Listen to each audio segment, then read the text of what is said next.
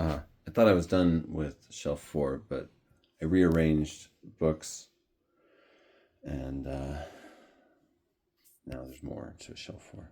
I'm really like kind of disliking having overflow. I'm like, I want all the books of a category to be in one area, so I don't know what I'm going to do with these shelves yet. This is not what's going to end up there. That's thinking like maybe I'll leave this bookcase empty for cats to sit in.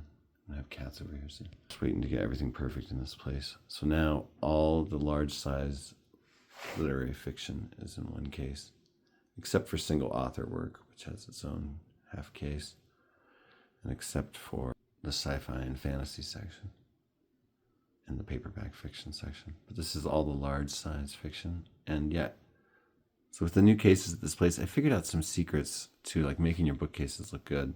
One is bring it all out to the edge. Do the librarian thing, bring it out to the edge. It looks so much better generally than pushed to the back. And the other is when you put books on top of other books and the books on top are horizontal, it looks bad. But when those books are on the bottom, it looks all right because it looks intentional, I think. So I thought those dictionaries looked a little bare and I needed a place to put some things. So this is Look Homeward Angel by Thomas Wolfe. I read this copy, it was great. This, to me, reads like basically nonfiction. It's so Thomas Wolfe's life. This book also, for me, contains a lost media mystery. It mentions an old silent movie. I'm like, is that real? Because I haven't been able to find that exact movie, but I found a lot of things about it, like the Baptist hymn that movie could have been named after. And a company that made similar movies to that one, a similar cast, including Drew Barrymore's like great-grandfather.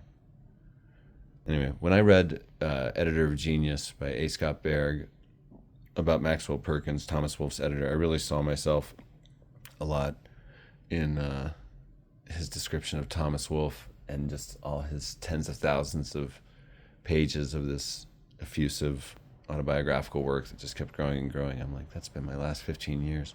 15 years I've been working on this book. Giant multi-form 60-chapter, 2-volume, 4,000-page work. So I kind of get it. Or maybe I'm more like the character in Wonder Boys chasing papers down the street. But Wolfe is a cool figure. If you read this and then you read You Can't Go Home Again right afterward by him, it's like a book and then a book about the response to that book. That's kind of cool. There's definitely some messed up period racism in here. And, you know, this is written by a guy from the South. And it's like, wow, when you were a kid, you sounded absolutely horrible. But it's a piece of life. It's really stayed with me. Look Homeward Angel by Thomas Wolfe. And the other book I put on that shelf is Henry James Selected Works. This is a damaged book. That makes me sad. An interesting variety. I've wanted to read Daisy Miller. I've read criticism of it, and it's interesting. But Henry James just in general intrigues me as he was this very informed person looking to create within the context of literature and art as a whole. And I really like that a lot and appreciate that. He seems to go out of favor at times. And when I used to deliver rugs to the idle rich, he seemed to be a favorite. Interesting.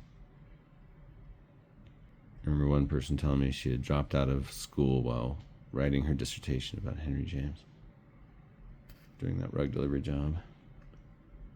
All my jobs have been different lenses onto the world. I've seen like the poor, and onto Albuquerque in particular. I've seen the poorest parts of the city, worked in like the most dangerous neighborhoods, delivered rugs to the wealthiest, had a real variety of jobs. Driven all over the state for my New Mexico School for the Blind job, so I've seen the context of this place. Delivered pizza in 2 totally different neighborhoods at different times, and whoa, I got to know them. Henry James lived from 1843 to 1916. So the new rest of shelf 4.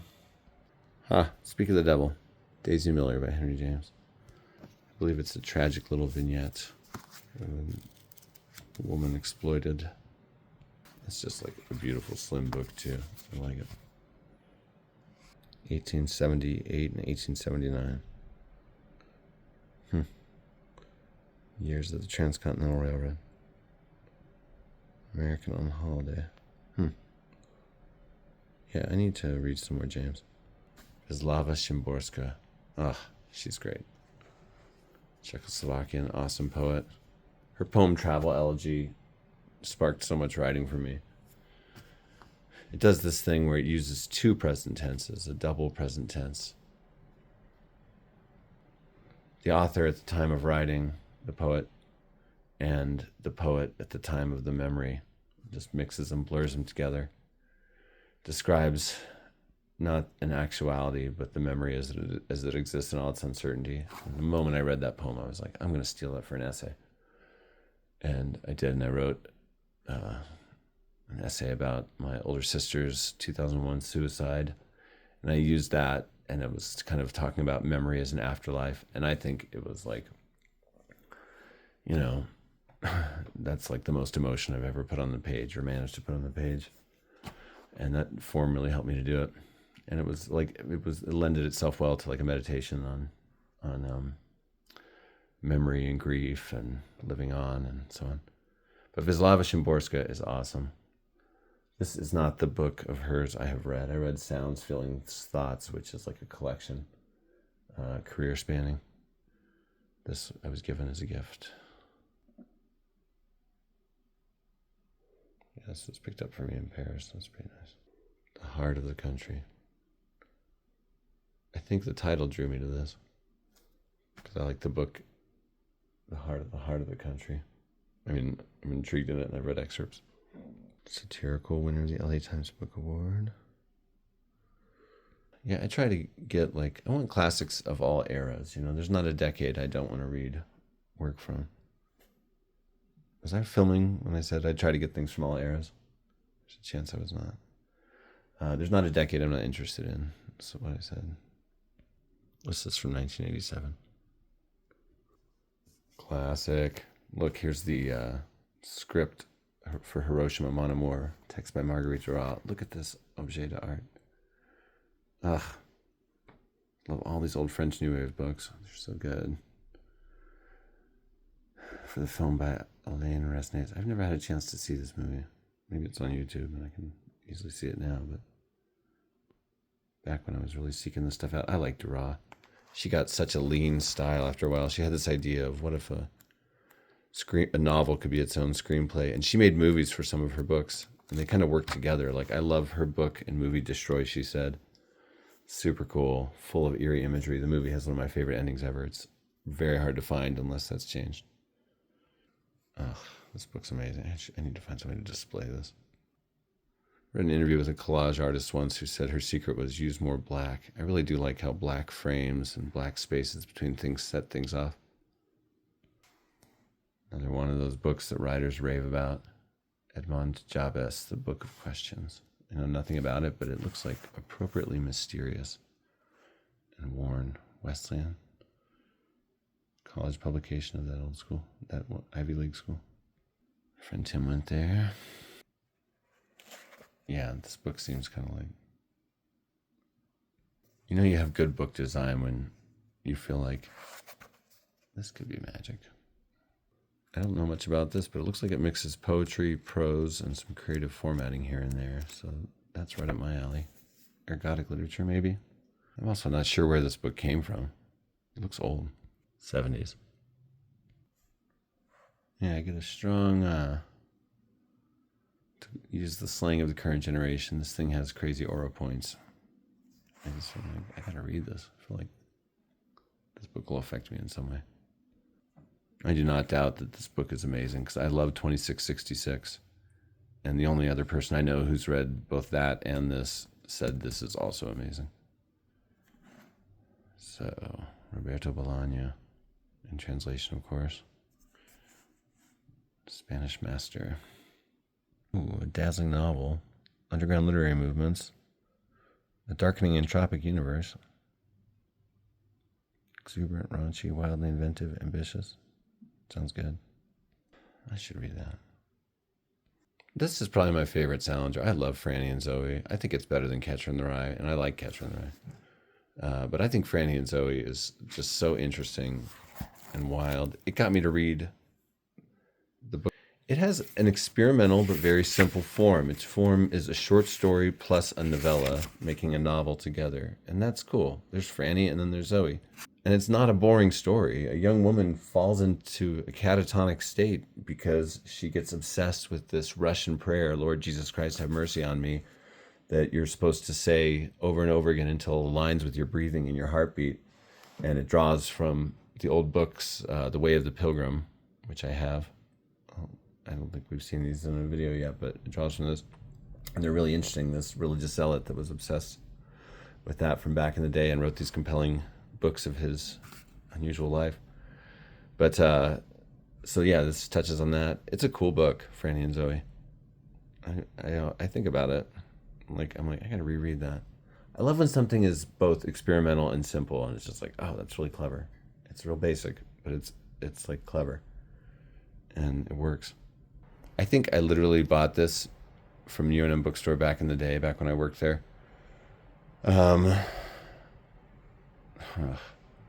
got fired from there because I was super sick, and so I didn't come into work. But my kids still needed to be taken to the zoo on this day that they had been promised, and so I had like this crazy high fever, and I was so ill. And I went to the zoo, and I Facebooked about it, just like posting some pictures of my kids, and my boss at work saw it and fired me. And I was like, later, I was like, I really was super sick. I was like hallucinating at that time. I should not have been at the zoo. But that was a bummer. And she regretted it and said she would take it back if she could. And I'm like, well, it's worth something.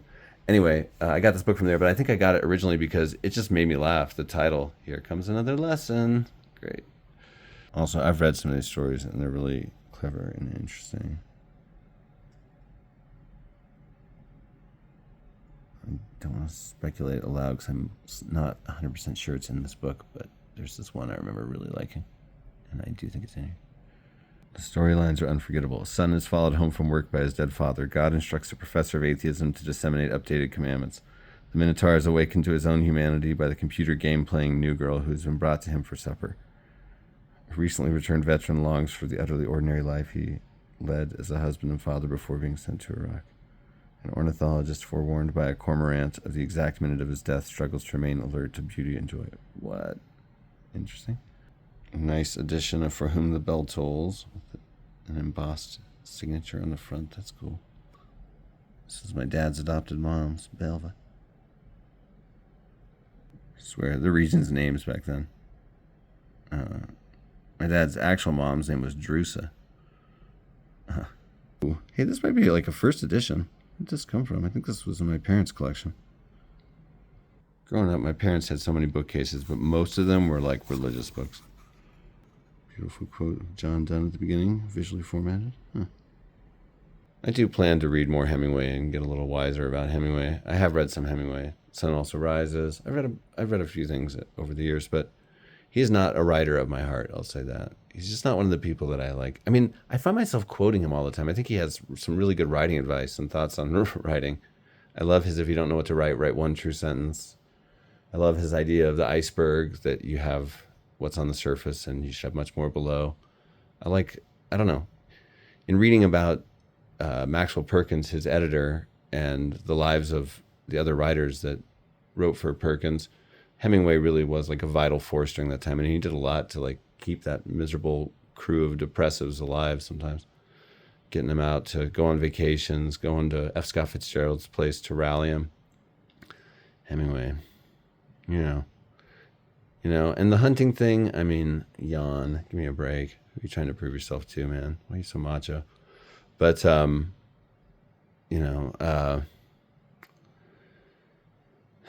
but he's a good writer with a really vital style. There's just no denying it.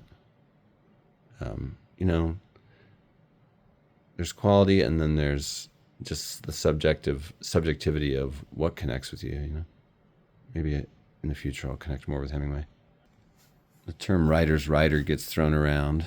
James Salter, I hear, called that. But I think Dennis Johnson is kind of considered that too. Writer's writer. Somebody with a real knowledge of the craft, and writers are fans. Sounds like a short story collection. Do people still read short story collections? I don't live in a big city anymore. I mean, I live in Albuquerque, but it's not in the circles where people talk about that kind of thing. They probably do at UNM still. This is a crazy designed book. I'm reminded of Bart Prince's architecture. Just throw it all in there. It's kind of interesting. A little mirror in it. Reminds me when I was Times Person of the Year one time. They had a mirror on the cover. It said "You," which that's me, right? Heaven, by Emerson Whitney. This was on a free shelf. Oh, it has a quote from Maggie Nelson. That's why I got it. An account of oneself that questions, if not upends, the very idea of such a thing at every turn. Hey, cool. That sounds fun. I wonder if it's named after the Talking Heads song. Well, intriguing. You know, when you see a nice book and it's blurbed by Maggie Nelson and it's free, you pick it up. You give it a chance. Joan Didion. My friend Jessica was Facebooking about this once, and I was like, well, I should probably get that and read it. She said it was her favorite LA novel. And she has good taste. But I read her nonfiction collection, Slouching Toward Bethlehem, and I thought it was pretty great and very, capturing a time. Zeitgeist capturing. I've never read Didion's fiction. This looks fragmentary and very readable. This one's a novel. The Sense of an Ending by Julian Barnes, winner of the Man Booker Prize, 2011. There's someone saying it has the makings of a classic of English literature. All right. Book for the ages. Elegantly composed, quietly devastating. Elegant, playful, and remarkable. Well, don't know much about this Julian Barnes fella, but I'll check it out sometime. I know when I wrote my book essay entirely out of book titles a few years ago, I used this book in it. So I've been